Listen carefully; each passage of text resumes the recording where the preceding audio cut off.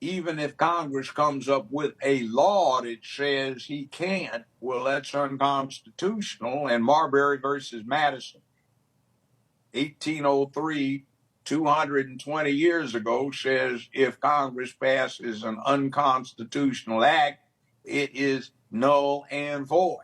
And that's what seems to be the case here. So you keep going into it and you find something that is very disturbing.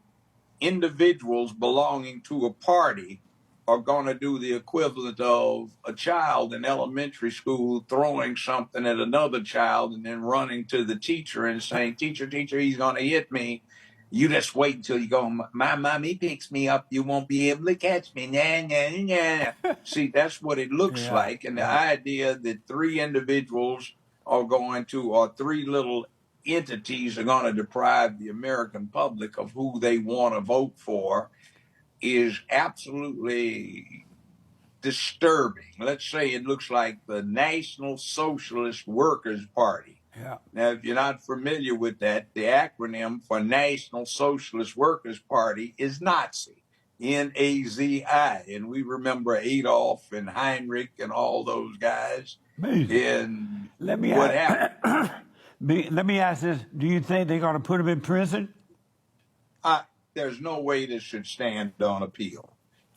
What they want to do is take allowance of what Biden and Stennis and Byrd introduced 40 years ago, is legislation that allows a U.S. attorney, for the specific purpose of crippling someone, bringing criminal charges, even if there's no chance of making them stick.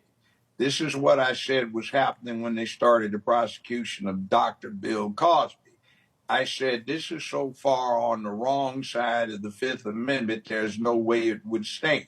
Now, I've talked to Dr. Cosby personally several times since he got out, and they offered him immediately, we'll let you out 2 or 3 days if you'll just go along and concede. No way, he wouldn't.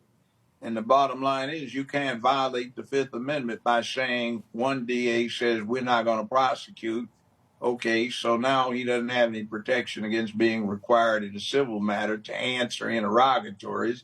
And then another DA coming in and saying we're not bound by that. We're going to take his interrogatories and use them as basis for our prosecution. He never admitted wrong. All he was doing was saying, hey, it was sex, drugs, and rock and roll, sex revolution when all this was going on. They got what they wanted. I didn't take advantage of them. But you see, those were constitutional principles that are more important than anyone's grievance because they impact all of us.